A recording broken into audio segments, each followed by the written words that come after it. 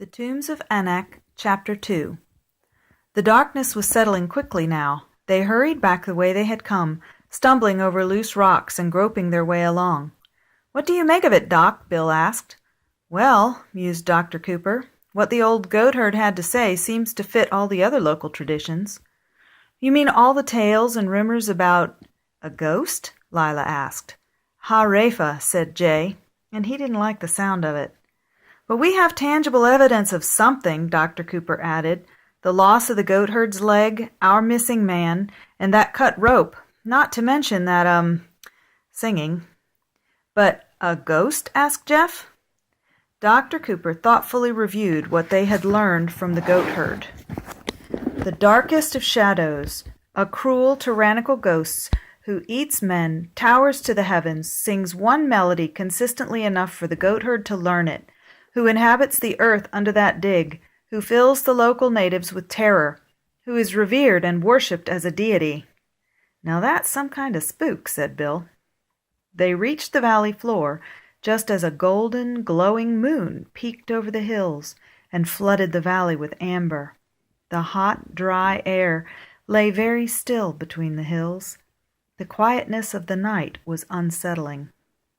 They had to pass through the unearthed Philistine temple to reach camp, and in the pale moonlight the crumbling walls were starkly lit snags, casting long, zigzagging shadows across the sand. Dagon was hideous and ghostly in this light, his face in its own shadow, except for his long limestone nose and his bulging, menacing eyes. Jay and Lila could imagine he was watching their every move. They were moving through the temple ruins silently, in single file, when suddenly, without a word spoken, they could all feel it. Something was wrong. Dr. Cooper quietly froze in his tracks, drew his .357, and held it ready at his side, listening intently.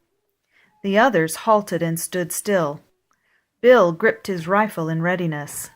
When some pebbles dribbled down a wall, Dr. Cooper crouched slightly and raised his gun. More pebbles rolled to the earth, and Dr. Cooper waved his children back with his hand. He was looking toward Dagon. Dagon seemed to be moving. Or was it just the way his shadow seemed to sway, undulate, grow larger? Jeff stood in front of Jay and Lila, protecting them with his body against whatever it was. Then they all saw it. It was dark enough to be Dagon's shadow, but it slowly stepped out from behind Dagon, as if Dagon's shadow had broken off and become a living thing, walking like a man. Dr. Cooper aimed his gun, and Bill threw his rifle bolt into place with a clack that broke the silence. Jay and Lila leaped for cover behind the remnant of a wall. The shadow looked enormous and towered over Dr. Cooper like a tall tree. There was a very tense moment of silence, but the same thought was coursing through every person's mind. "Ha Rafa?" Lila gasped. "Dr. Jacob Cooper?" asked the shadow in a booming lion's growl of a voice. "From America." Dr. Cooper didn't lower his gun, and neither did Bill. The archaeologist beckoned with his hand and said, "Step out into the light where we can see you.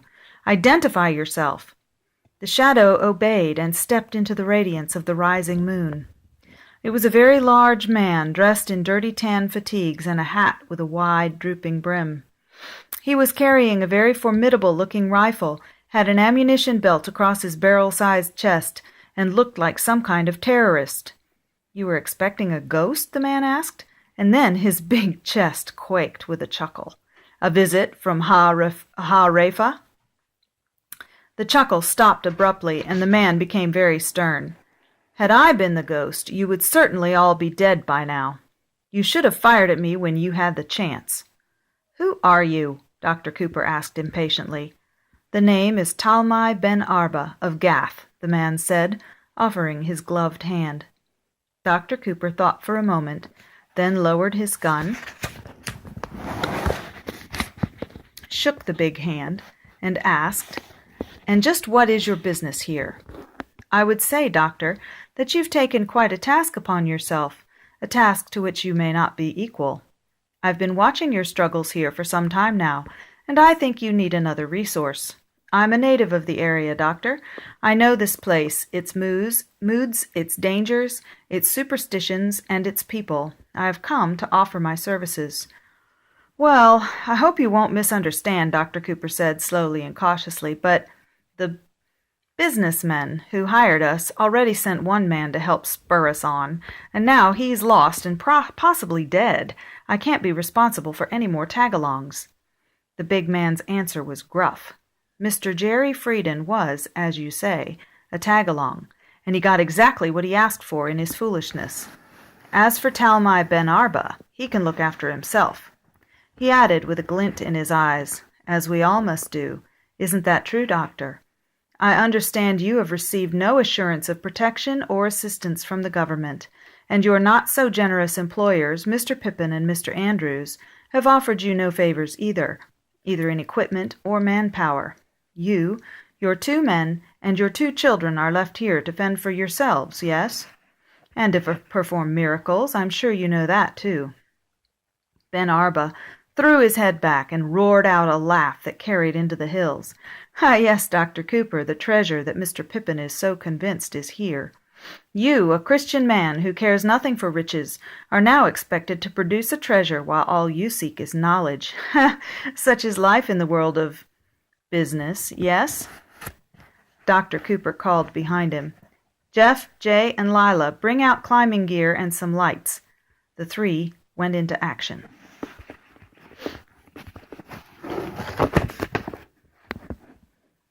Dr. Cooper turned back to Talmai Ben Arba. "You've gone to a lot of trouble to find out about us and our reasons for being here. Such information can easily be found by someone who knows the right places to look, the right people to ask. So what are you after? You must know I have no money to pay you." Ben Arba's voice dropped in pitch, and he spoke as if telling a secret.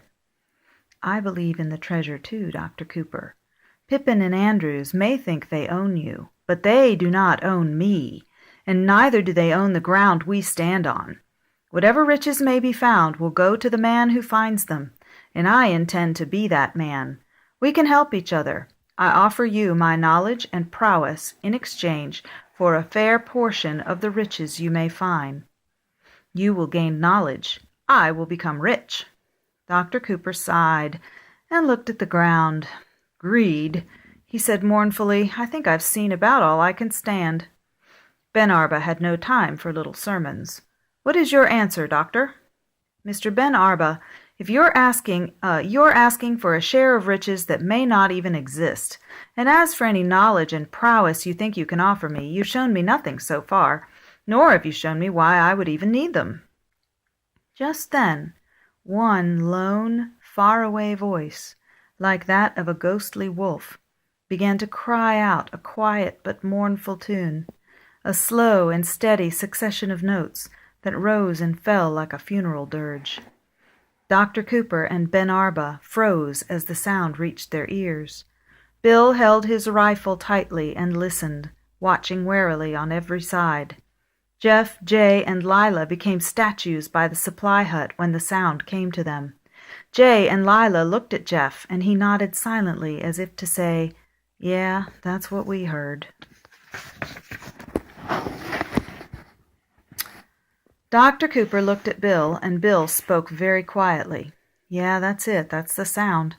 But last time it was deep in the ground. This time it was not underground, but echoing all around them, growing louder, more and more eerie, and ever closer. As the moon continued to rise, and its light turned from dull amber to cold silver, that strange, ghost-like voice continued to wail and lament from somewhere in the dark hills until the melody gave way to a moment of death-like stillness. Then, as if on cue, a high and ringing tenor voice from somewhere in the night answered back with a variation of the same song. That voice was joined by another, and then, with more volume, another voice, and then another, and still another joined in the song, carrying it from one end of the valley to the other in waves of anguish, sorrow, even fear. Within a few chilling, hour-long minutes, The voices had become an eerie chorus, singing a lament that filled the valley like a cold wind. The melody was familiar by now, frighteningly familiar. "The song of Ha-Repha," said Ben Arba, looking this way and that, listening to the many voices now filling the night air. "Their mighty ghost has called to them, and now they are answering. They are trying to please him." "Who are they?" Dr. Cooper asked, listening raptly. "His followers, the Yarim." Dr. Cooper translated the word. "The fearful?" Ben Arba nodded, his face very grim, and his eyes reflecting the silver moonlight. "He is the fearsome, and so they are the fearful." Then he added, "It is the night of sacrifice and worship, but their song has a desperate sound tonight. They are singing for their very lives." "So you're familiar with Ha-Repha?" The big man looked down at Dr. Cooper as a smile appeared on his grisly face. "Some of my knowledge and prowess," he said gloatingly. "Then please continue." Ben Arba's eyes returned to the surrounding hills in wonderment and awe. "They are the people of these hills, a very isolated group of shepherds, goatherds, and traders, with age-old superstitions and a hideous religion that worships Ha-Repha. This is their land, these are their hills and their sacred places. I don't imagine they or their god have ever been threatened by outsiders like us before. In their eyes, Ha-Repha must be very angry, and I can promise you no good can come of it." "How many, would you say?" "Perhaps 300 to 400 altogether, with half of that number armed and dangerous. But they have no modern firearms that I know of. Their religion forbids it." "Can we negotiate with them?" Ben Arba gave Dr. Cooper a look that condemned him for even asking such a question. "What about Ha-Repha? Does he exist in any form we'll have to deal with?"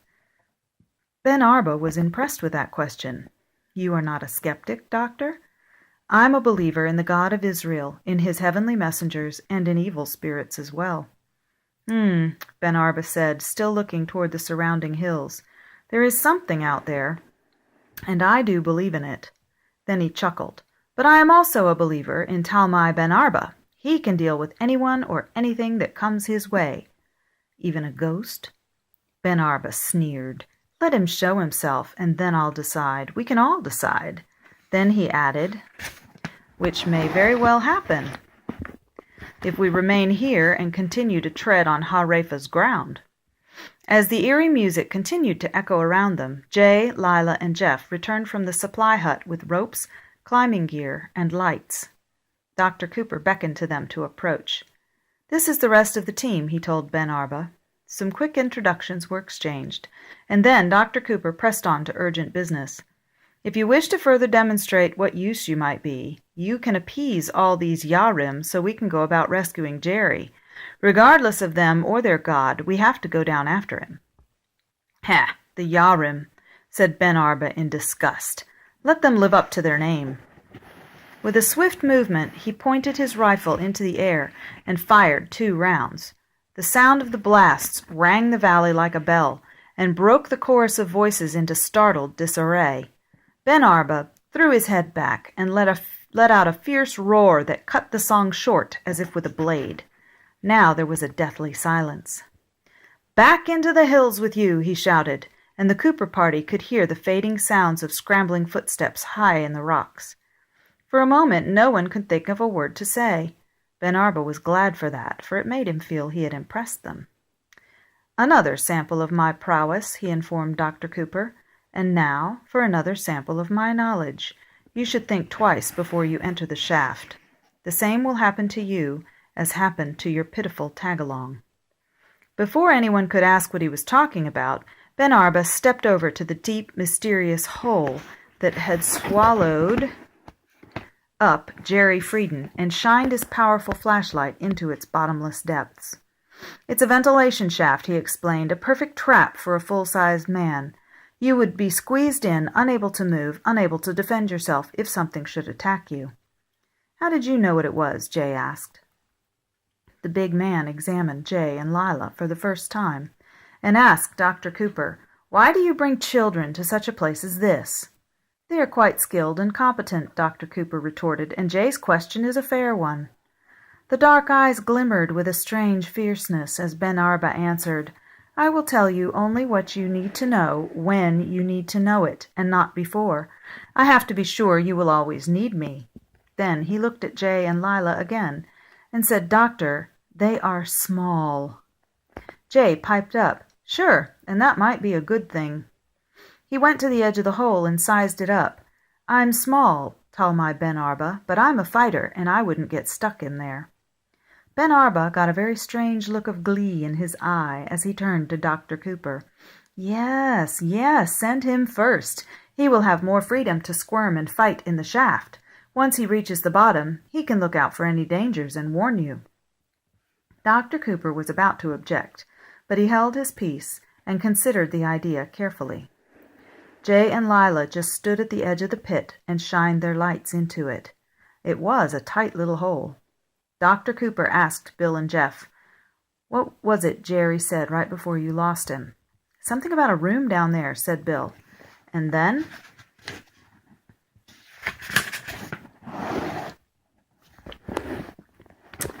"Something must have grabbed him," said Jeff, "and it was big. We could feel the weight on the rope."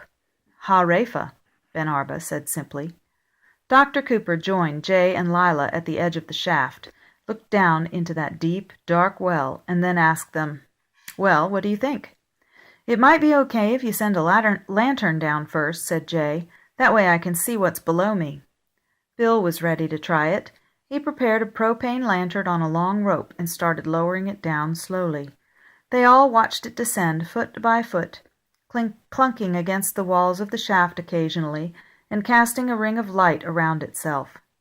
When Bill had let out 40 feet of line, he announced, "This is where we lost Jerry." The lantern was a tiny point of light with a halo around it, swinging slowly back and forth, clunking against this wall and then that one. Bill let out more line and the halo disappeared. "And there's the room he mentioned," said Dr. Cooper. 10 more feet. The line went slack. "We've hit bottom," Bill reported. Dr. Cooper lay on the ground with his head over the hole, listening. Jay did the same. There was no sound from below. Bill had a harness and rope ready for Jay. "Don't make any unnecessary sound," Dr. Cooper instructed. "If there's any sign of trouble, don't waste any time. Holler and we'll pull you up. If things look all right, signal us with your light." Jay was ready, but something else had to happen first. Without anyone having to say anything, Jay, Lila, Dr. Cooper, Bill, and Jeff joined hands around the mouth of that pit and prayed, as they always did when they felt an adventure was beginning. Without the Lord's constant protection, no attempt such as this would ever be made by any of them. That was Cooper Expedition policy. Dr. Cooper finished the prayer by saying simply, "Dear Father, protect Jay, my son. Protect us all, in Jesus' name. Amen." "Amen," they all said. "Let's get on with it," Ben Arba prompted. Jay was ready. Bill and Jeff manned the winch and started letting the rope out as he stepped backward into the hole, finding a foothold, then another, slipping out of one, finding it, dropping down into that vertical tube of rock. Ben Arba was certainly right about the tightness of this hole. Jay could spread his elbows and touch either side of the shaft easily. If a person never had claustrophobia before, this would be an ideal place to get it, he thought. The dry limestone walls kept passing by as the air started getting musty.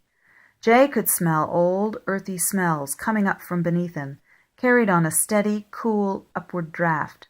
He kept his light pointed below him, warily looking for anything that could alert him of possible danger. So far there was nothing to see but the sheer walls of the shaft, and nothing to hear but the gritty sounds of his feet against the rocks. 20 feet down, then 30, then 40. His pulse quickened. Below him the narrow walls of the shaft opened into a dark, cavernous space. He could see the lantern resting on the rocky floor far below. It did look like some kind of room down there. He signaled for a stop with his light, then curled his head down to have a look. He knew he had to be quiet, but he could hardly contain a cry of excitement. The lantern resting on the floor was illuminating a chamber about 10 feet wide, and it was hard to say how long. It just stretched out into darkness in both directions. The walls were smooth, as was the floor, now littered with sand and rocks that had fallen from the shaft, perhaps broken loose by Jerry Frieden's struggle. Then Jay saw something on the far side of the passage, a large, smooth slab of stone with very odd writing of some kind. Perhaps his father would be able to read it. Okay, he thought. Now for the next step. He gave another signal with his light and swung his body over the opening as the crew above slowly lowered him into the room. As he hung there in space, slowly rotating and descending, he remembered very vividly Bill's words. This is where we lost Jerry. His feet came to rest on the cool stone floor right next to the lantern. The rope went slack and then tightened up again. They were keeping a firm hold on him, for which he was grateful. Be quiet now, he thought to himself. Don't breathe too loudly. He listened for a moment. Except for the mournful sighing of air moving up through the shaft, there was no sound louder than the beating of his heart. He forced himself to look all around. He had to know what was in the room, good or bad, like it or not. His search ended abruptly as his wide eyes